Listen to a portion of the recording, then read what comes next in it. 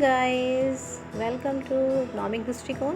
और मैं सागर अंबिका फिर से आपके साथ। तो चलिए हम स्टार्ट करते हैं अपना आज का टॉपिक।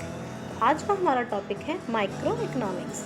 माइक्रो इकोनॉमिक्स आप सभी को पता है 11th में भी है और बीकॉम बीए फर्स्ट ईयर में भी है। तो अब हम बात करेंगे चैप्टर 1 और 2 की, जिसकी हम कंबाइंड स्टडीज़ आज हम करेंगे। तो ये क्लास है first year student BCom BA and 11th सबके लिए। सबसे पहले कुछ इंपॉर्टेंट टर्म्स हैं। इकोनॉमिक्स किसे कहते हैं, इकोनॉमी किसे कहते हैं, चॉइस क्या होती है, ये सब चीज़ें बहुत इंपॉर्टेंट टर्म्स हैं। जब भी आप इकोनॉमिक्स का इंट्रोडक्शन की बात करते हैं तो सबसे पहले आपको पता होना चाहिए कि इकोनॉमिक्स किसे कहते हैं। तो economics is a science of human behaviour, जिसमें हम इंसान के बिहेवियर के बारे में पढ़ते हैं, जिसमें सबसे बड़ी प्रॉब्लम है the problem of choice of problem of allocation of scarce resources to their alternative uses. यानी कि हमारी सबसे बड़ी समस्या है चूज़ करना। हमारे पास रिसोर्सेज कम हैं और हमें चूज़ करना पड़ता है कि हम किसको लें और किसको छोड़ें for achieving the objective of, जिसमें हमारा जो ऑब्जेक्टिव होता है वो यही होता है कि जो मिनिमम रिसोर्स हैं उससे हम अपनी सेटिस्फेक्शन को मैक्सिमाइज़ कर सकें। यानी कि कंज्यूमर अपनी सेटिस्फेक्शन को मैक्सिमाइज़ करना चाहता है, प्रोड्यूसर अपने प्रॉफिट को मैक्सिमाइज़ करना चाहता है और सोसाइटी अपने वेलफेयर को मैक्सिमाइज़ करना चाहती है। तो बेसिकली हमारे पास रिसोर्स जो है वो कम है और हमारी डिमांड जो है ज़्यादा है, तो इसीलिए इकोनॉमिक प्रॉब्लम अराइज होती हैं। तो reason of economic problem is scarcity of resources, unlimited human wants and alternative uses, क्योंकि हर एक चीज़ के बहुत सारे यूज़ होते हैं। अब ये आपके ऊपर है कि आपको कौन से यूज़ को चूज़ करना है, तो यहीं से चॉइस की प्रॉब्लम अराइज होती है। What does rational management of resources, ये बहुत इंपॉर्टेंट क्वेश्चन है। तो रेशनल मैनेजमेंट ऑफ रिसोर्सेज का मतलब है रिसोर्सेज का एक बढ़िया तरीके से इस्तेमाल करना। अगर हम माइक्रो लेवल की बात करें तो it means that an individual consumer uses his resources in a manner that he maximises his satisfaction. For an example, अगर आपके पास एक कटोरी चावल है तो आप खीर बनाएंगे या चावल बनाएंगे, ठीक है ना। तो अगर आप खीर बनाते हैं तो आपको दूध और चीनी भी चाहिए। अगर आप चावल बनाते हैं तो आप सिंपली उसको बना लेंगे, उसमें एडिशनल चीज़ें नहीं लगती हैं। तो अब आपके पास कितने रिसोर्सेज और आपका कैसे इस्तेमाल करना है, ये उस पर डिपेंड करता है। There are vital component of micro economics, जैसे कि theory of consumer behaviour, theory of producer behaviour and theory of price. ये सारे के सारे कंपोनेंट है जो आप माइक्रो इकोनॉमिक्स में पढ़ेंगे। इकोनॉमिक्स के बहुत सारे पार्ट्स भी हैं। Micro economics, macro economics. Micro आपको पता है one individual, one consumer, one producer, one behaviour पढ़ते हैं, जबकि मैक्रो पे हम होल इकोनॉमी के बारे में पढ़ते हैं, डिमांड के बारे में पढ़ते हैं, एग्रीगेट डिमांड, एग्रीगेट सप्लाई। तो ये सारे टॉपिक मैक्रो में आते हैं। उसी के बाद आपका आता है positive economics and normative economics.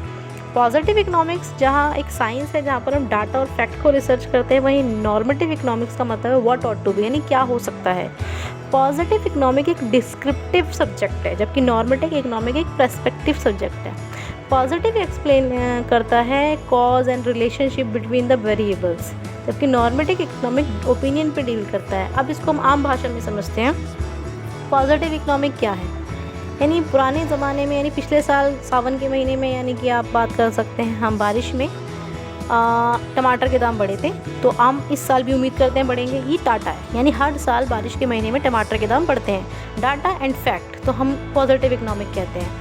अच्छा, नॉर्मेटिव डील्स ओपिनियन, यानी आप अपनी राय दे सकते हैं कि अगर हम 34 की बात करें, 1932 की बात करें, इकोनॉमिक क्राइसिस आई थी, क्या अभी भी वैसी ही क्राइसिस आएंगी, क्या उससे निपटने के लिए हमें एम्प्लॉयमेंट और रेंट की थ्योरी को फॉलो करना पड़ेगा। तो ये हमारा ओपिनियन है। जब हम ओपिनियन की बात करते हैं क्या हो सकता है, ये ओपिनियन है, यहाँ पे कोई फैक्ट नहीं है, कोई डाटा नहीं है। जब फैक्ट और डाटा आ जाता है वो पॉजिटिव इकोनॉमी होती है। तो बेसिकली जब हम पॉजिटिव इकोनॉमी, नॉर्मेटिव इकोनॉमी के बारे में बात करते हैं तो एग्जाम में जो हमसे क्वेश्चन पूछा जाता है वो सिर्फ इसके डिफरेंस के बारे में पूछा जाता है, तो आपको डिफरेंस याद करना ज़्यादा ज़रूरी है।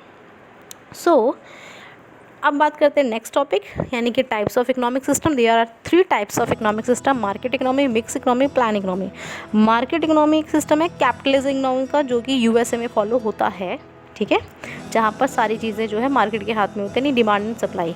मिक्स इकोनॉमी इंडिया में पाया जाता है, जहाँ पर बहुत सारी चीज़ें मार्केट के हाथ में और बहुत सारी चीज़ें गवर्नमेंट के हाथ में है, तो both are decided. Plan economy बहुत पहले एसएसआर हुआ करता था, यानी सोवियत रूस सिस्टम, जहाँ पर सारी चीज़ें जो है सरकार के हाथ में थी, what to produce, how to produce, whom to produce, ये वाला डिसीजन प्लान इकोनॉमी में कौन लेता है? स्टेट लेती है। What to produce, how to produce, whom to produce mix economy में दोनों लेते हैं, और मार्केट इकोनॉमी में, yes very good, market economy में ये डिसीजन लेती है आपके market supply. Now our next topic is central problem of an economy. जैसे कि हम बात कर रहे हैं, यहाँ पे 3 प्रॉब्लम है, what to produce, how to produce, whom to produce. कौन उत्पादन करेगा, कैसे करेगा और किसके लिए करेगा। तो जब हम बात करते हैं व्हाट टू प्रोड्यूस की, तो यहाँ पर इसको रिलेट करते हैं कि प्रोडक्शन कौन कर रहा है, किसके लिए कर रहा है ना। तो व्हाट टू प्रोड्यूस, क्या प्रोडक्ट करें। 3 प्रकार के प्रोडक्ट होते हैं। हम जनता के लिए प्रोडक्ट कर सकते हैं, हम सेना के लिए कर सकते हैं, अमीर के लिए कर सकते हैं, गरीब के लिए कर सकते हैं। तो व्हाट टू प्रोड्यूस, क्या प्रोड्यूस किया जाए। अगर आप बहुत ज़्यादा मात्रा में फर्नीचर, टेबल्स, फ्रिज बना रहे हैं तो आई थिंक ये अमीर लोगों के लिए हुआ। गरीब आदमी के लिए क्या चाहिए, रोटी पकड़ा मकान, तो वो आपका हो जाता है। तो रिलेट्स सिलेक्शन ऑफ गुड्स और प्रोडक्ट, यानी कि आपको प्रोडक्ट देखना है, कंज्यूमर की डिमांड क्या है, उस हिसाब से वो प्रोडक्शन करना है। हाउ टू प्रोड्यूस में हमारे पास 2 टेक्निक है, लेबर इंटेंसिव और कैपिटल इंटेंसिव। अगर आप लेबर इंटेंसिव का ज़्यादा इस्तेमाल करते हैं, जैसे चाइना की बात करें तो वो सारी लेबर इंटेंसिव टेक्निक इस्तेमाल करते हैं, क्योंकि उसके पास लेबर अबंडन है, बहुत सारी मात्रा में उसके पास लेबर है। वहीं जहाँ हम कैपिटल इंटेंसिव टेक्निक की बात करते हैं, जिसके पास कैपिटल यानी अमेरिका, वो कैपिटल इंटेंसिव टेक्निक का इस्तेमाल करता है, यानी लेबर में लेबर का ज़्यादा यूज़, कैपिटल का कम यूज़, और कैपिटल में कैपिटल का ज़्यादा यूज़, लेबर का कम use. For home to produce, किसके लिए प्रोड्यूस करें हम, डिस्ट्रीब्यूशन ऑफ इनकम के हिसाब से, या अवेलेबिलिटी ऑफ रिसोर्स के हिसाब से, या फिर गरीब वर्ग के लिए, अमीर वर्ग के लिए, हाँ जी, किसके लिए, what to whom to produce, किसके लिए प्रोड्यूस करें, सोशल वेलफेयर के लिए, प्रॉफिट कमाने के लिए। तो ये सारे डिसीजन इसमें लिए जाते हैं। सो इसके बाद जो हमारा नेक्स्ट टॉपिक है वो है PPC, प्रोडक्शन पॉसिबिलिटी कर्व। जो प्रोडक्शन पॉसिबिलिटी कर्व होता है वो प्रोडक्शन की पॉसिबिलिटीज को शो करता है। यानी अगर आपके पास 2 प्रोडक्शन, मानी आप पास्ता उगाते हैं और आप पिज़्ज़ा, पास्ता और आप मैगी ले लीजिए, आप 2 चीज़ों का प्रोडक्शन कर रहे हैं, तो उनका जो प्रोडक्शन है वो कैसे करेंगे। अगर आप सिर्फ मैगी का प्रोडक्शन करते हैं, यानी आप जो लाइन है उसके ऊपर A पॉइंट पर हैं, अगर आप मैगी का प्रोडक्शन घटाते हैं और पास्ता का बढ़ाते हैं तो B पॉइंट पे, अगर मैगी का और घटाएंगे पास्ता का और बढ़ाएंगे तो C पे है, और मैगी का और घटाएंगे पास्ता का और बढ़ाएंगे तो आप D प्रोडक्शन पे आ जाते हैं।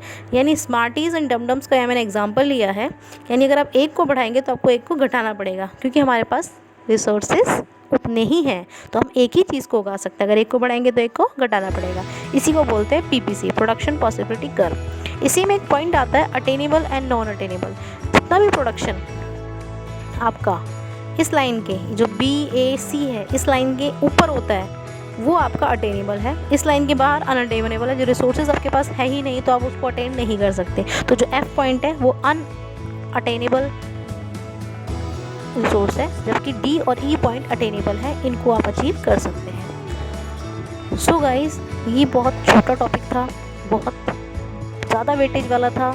11th 12th BCom सब में काम आने वाला है। ये इकोनॉमिक्स की शुरुआत है, तो I hope you will understand. और जब भी आपको लगे कि आपको कोई क्वेश्चन पूछना है, आपको समझ नहीं आ रहा है, तो प्लीज़ कमेंट बॉक्स में लिखिए, मैं फर्दर उसका आंसर ज़रूर दूँगी। So guys, thank you and subscribe my channel and be safe. Pandemic है, बी सेफ, और घर में रहें, सेफ रहें, सुरक्षित रहें, अपने परिवार वालों के साथ रहें। Thank you so much.